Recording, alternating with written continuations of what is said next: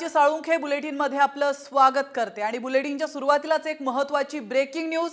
उद्धव ठाकरेंना सत्तेत राहण्याचा नैतिक अधिकार नव्हता असं प्रत्युत्तर मुख्यमंत्री एकनाथ शिंदे यांनी दिलंय।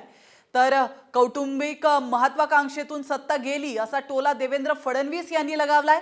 माझं सरकार पाडणं हा सत्ता जिहाद होता असा हल्लाबोल साम टीव्हीच्या ब्लॅक अँड व्हाईट मुलाखतीत उद्धव ठाकरे यांनी केला होता आणि त्याला आता शिंदे आणि फडणवीसांनी जोरदार प्रत्युत्तर दिलंय।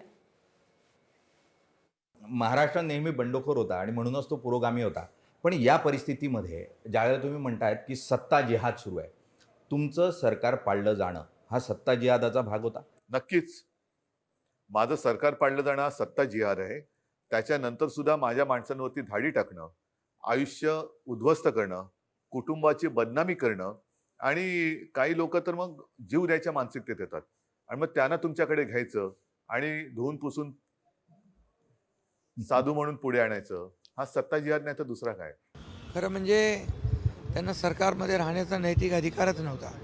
पण 2.5 वर्ष, आज मी राजकारण बोलू इच्छित नाही, पण 2.5 वर्ष घरात बसून सगळ्या कामांना स्टे देणं, स्थगिती देणं, विकास कामं बंद पडणं, अशा अनेक प्रकल्प याला स्थगिती देणारं सरकार आणखी काही काळ राहिलं असतं तर हा महाराष्ट्र 10-20 वर्ष मागे गेला असता। त्याचं उत्तर यापूर्वीच मी अनेक वेळा दिलेलं आहे। त्यांच्या महत्त्वाकांक्षेने त्यांची सत्ता गेली। त्यांची सत्ता जाण्याचं कारण हे केवळ त्यांची पारिवारिक महत्त्वाकांक्षा आहे।